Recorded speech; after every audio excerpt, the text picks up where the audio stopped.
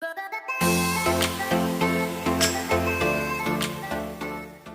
it's me again, Eleo, and welcome to my channel. In today's video, we will have a first impression review with this product. It's Crayons BB Cream from HBC. So I have the shade Fair Lady. Actually, guys, I just bought it last week ata, but this is the first time that I am using it. Actually, I did a video about this, pero nakorrupt siya, kaya ayun, I have been using it using a brush, but this time it's a first impression using a beauty blender.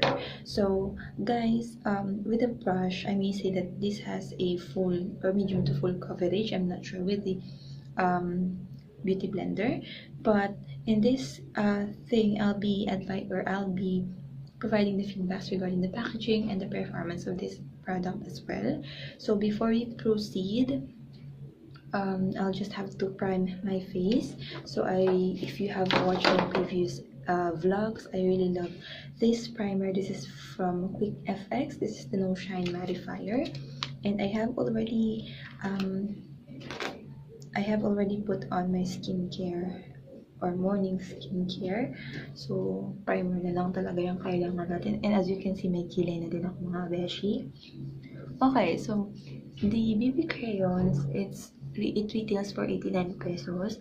And actually guys, nagulat ako nung pumili ako nito sa HBC kasi ang gaan niya. It's 25 grams guys, and I may say the packaging is minimalist. Okay naman yung packaging, maganda siya. Maganda yung packaging niya para sa akin.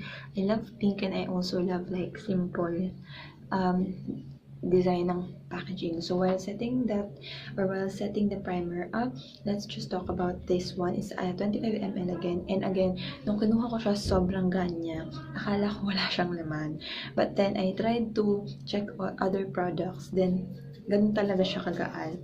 So sabi ko, when I check, may nakasil naman siyang plastic, may nakasil din dito sa mismong tube niya. So ayun, naano naman ako. And then, ang plano ko is kunin yung shade ng Fair Lady and Natural Beauty. But, nung nakita ko yung Natural Beauty, guys, ang itim niya para sa akin. So, yung Fair Lady na lang kasi sakto naman yung shade niya sakto naman yung shade nito. And ang ayoko lang sa packaging, guys, it's messy. So, nagagamit ko na to. Ayan, may mga dumi-dumi na siya.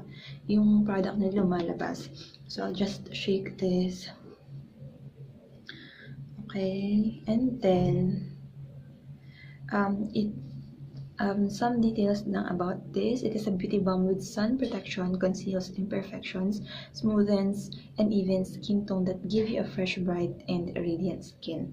So the informations or the ingredients are at the back, same as the direction and the caution. So expiration date is also present at the back. So maliit lang siya nandito guys. Hindi mo lang siya makikita kasi ako yung nakafocus. Hindi ko siya ma-focus actually. So without further ado, let's begin. Sabi ko sa inyo guys, ang messy niya. Ito lang yung pangit dito. But they will try to use the messy part on our face or on my face. Yung amoy niya, napaka-mild lang yung scent niya guys. Hindi ka naman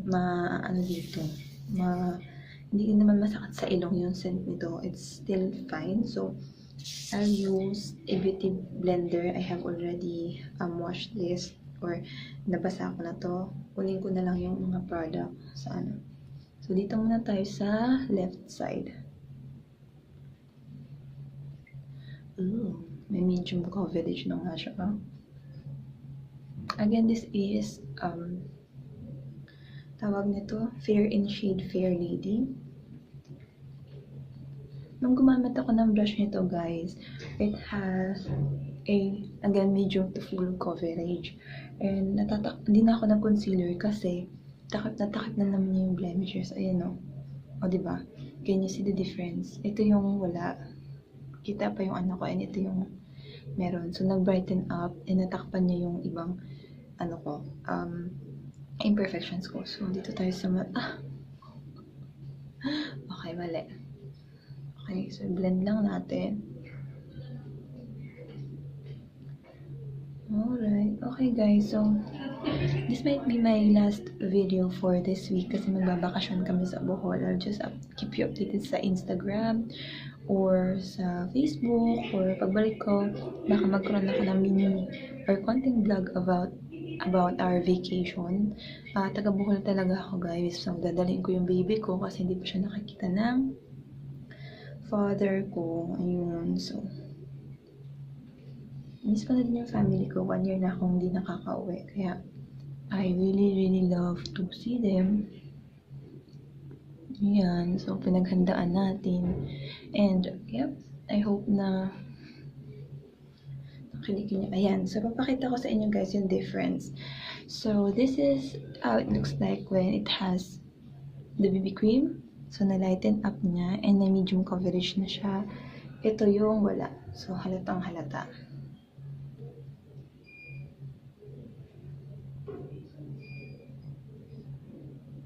Ayan, so may breakout lang ako. And, naano ko na naman yung mga product na naglabasan. So, I'll get some. Ang pangit na nga sa beauty blender, guys, nasisip-sip niya yung amount ng product na dapat hindi na sisip-sip. Alam niyo yun? Ano ba yun? Mangko. Ayan, so i-cover na natin yung dito. Blend lang.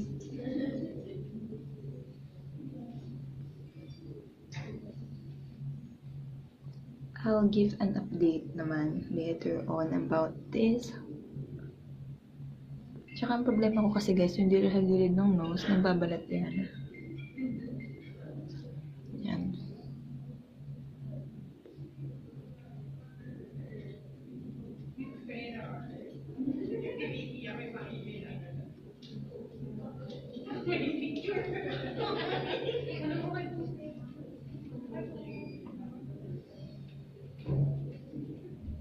Yung beauty blender ko. Walang name yung beauty blender ko, guys. It's just a bit, yung mumurahin lang. Yung parang after 2 use, okay na. So, gamit ko na siya ng, hanap pa ako ng okay na beauty blender talaga. Wala kasi akong time So, lagyan din natin yung leeg natin. Dahil, ang pangat naman kung hindi evil, mga beshi.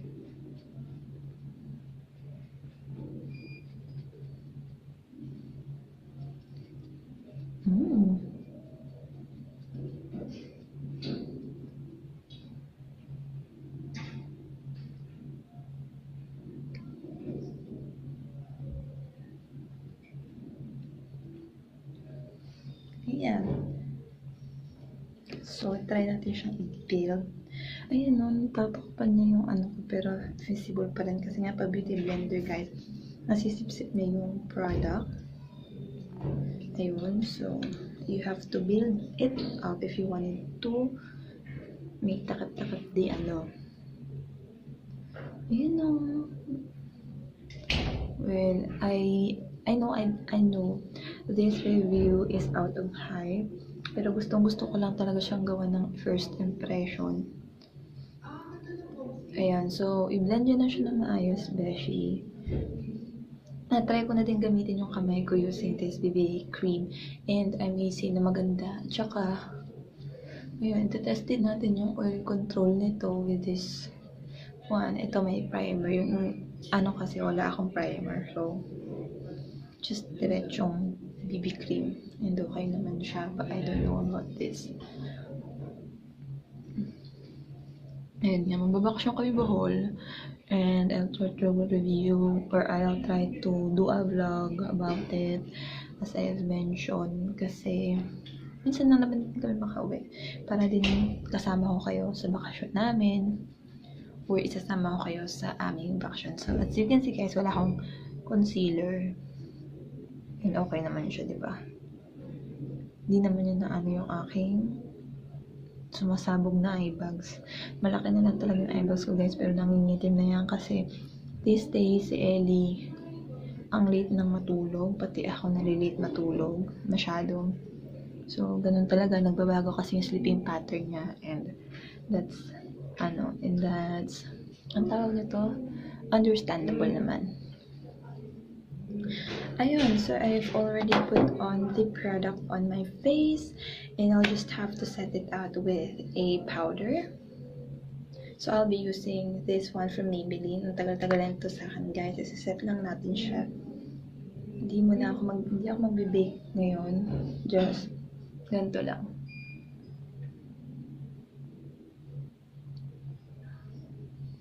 Set lang natin.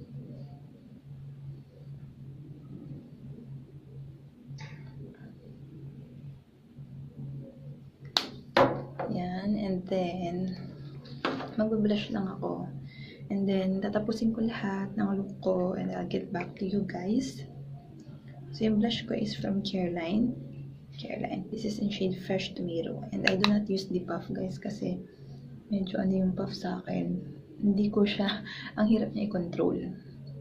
And ngayon na lang ulit ako gumamit ng powder blush kasi I usually use tint. Mas natural looking kasi yun para sa akin. Pero I've been using it a lot na para matuto ako. And I may say na matagal din naman yung nito, whole day na siya sa work ko. Ayan. Okay, I'll just finish my look, guys, and I'll get back to you. I'll also give you some updates about this, how it performs the whole day. And yeah, if you know my final thoughts, then keep on watching as well. Hi guys, so this how my look like. Okay, sorry. Take two. This is how my makeup is done for today. I just had my blush, the liquid eyeliner. I forgot to bring my mascara, and the lipstick that is the tint from Tony Moly, and then the lipstick from Careline, Kiss Lips in shade Lucid. So I have eaten already kaya medyo na bura siya, pero this is how it looks like, guys. And by the way, hindi ako nakahubad, naka-off shoulder lang ako ngayon. Dito yung damit ko. Ayun, so far so good. Nung una ko siyang since para siyang dry na dry sa mukha ko kanina. So there is this cakiness in here, which is sa akin is understandable kasi nagbabalat talaga yung aking face. And dito din, yung mga naging visible yung mga white heads ko. Pero ang skin ko kasi, guys, a good thing is pag yung makeup is tumagal sa mukha ko, para siyang alam mo yun, para ko na lang din siyang second skin, para siyang nakikipag-combine, para sila nag-fuse together. So afterwards naman, nawawala yung mga ganong issues, and it looks like para lang, ano mo yun, para siyang, okay na siya, para lang siyang, yung first few hours lang siguro yung parang mukha siyang plakadong-plakado, pero as hours pass by, okay na naman siya. So far so good, guys. Okay naman, and maganda naman yung coverage niya. And hindi nga kasi ako yung taong maplakado, masyado mag-makeup. So I just wanted to have like as much as possible yung medyo okay lang. And ayun, so maybe I'll have to do a tutorial soon on how I look like pag naka-heavy makeup ako, but this looks good, and I'll update you. Siguro final thoughts na lang din next time. See you guys. Hi guys, so it's been 8 hours since I applied the BB crayons. Crayons BB sa aking face, and as you can see, okay pa rin ba siya, guys? Yes, it is still okay sa aking face in terms of oil control. Okay siya sa oil control, knowing that it's already been 8 hours. And as you can see, hindi naman ganun ka-haggard ang ating face. Tingnan, medyo fresh lang. Konting blot lang, guys. And it will come back sa pagiging fresh looking nito. And ayun, for 8 hours of test, hindi naman ako nagpa-blot, and as you can see, okay naman siya. And I have already advised what is good and bad for the packaging. Now, let's go on sa application. Application-wise, if you'll use the hands, medyo may tagging and pulling siya, guys. When you use the brush, if you wanted to have a medium to full coverage, you can use the brush. But just to make sure you use a brush na okay, kasi may tendency na mag-leave siya ng streaks. And yung consistency niya kasi, guys, it's not thick, it's not watery. So, nasa gitna siya. The amoy, it's not strong. So, if you're OZ sa amoy, then okay naman siya, guys. And the product itself, okay naman, madami-dami naman siya. But if you're gonna use it every day, then siguro maubos siya diretso. And sa shade naman, I guess HBC, you can release more shades. And kasi alam niyo na, not all people can fit to fair lady, not all people can fit to natural beauty. So there is still a tendency na kahit i-mix mo siya, guys, hindi pa rin siya magiging okay sa skin ng isang Filipina. So I guess more shades to come kasi hype na hype siya ngayon. And sa performance naman niya, guys, oil control, okay siya sa akin. Yun nga lang yung sinabi ko kanina na medyo nagkakaroon ng problem dito sa area na to, and dito kasi na medyo na-emphasize niya yung whiteheads and the dryness ng aking or sa side ng ilong ko. Pero as hours pass by, nawawala naman siya. So it's like my skin but better. And ano pa masasabi ko? Ako na nagtanong, no? Pero yun na nga, nakaganto na lang ako, guys, kasi it's like a madalian. O, diba? Madalian. First impression, pero madalian. Ayun, ang dami. This day is so busy for me. And, ayun, ang dami kong iniisip. Like, sa bakasyon puntang ball. But, all in all, guys, get back tayo sa Crayons BB Cream. 9 out of 10. 9 because of the packaging. Medyo messy siya. If it's not a travel-friendly type of kasi may lalabas na product. So if you will be traveling, you need to put it on or you have to wrap it into, ang tawag nito, guys, irarap mo siya sa bubble wrap or anything, or much better if you have to put it on a airless pump para mas okay tayo, no? Pero ayun, ang problema ko lang naman is yung packaging, pero yung performance niya, okay naman siya sa akin, guys. Pero sa akin, in my case, I would not use it every day. I would still rather use other lightweight BB cream, especially if work or everyday lang na ginagamit. Siguro okay naman din to if ever may mga bonggang occasions. But for some others, magaan lang naman siya, guys, lightweight, and hindi siya, yung, alam mo yung feeling mo na mabigat sa mukha, hindi. You can still use it for everyday, but para sa akin, hindi ko siya bet na everyday gamitin. But yan, the lightweight part, it's really lightweight talaga. So yung claims naman ng product, okay naman.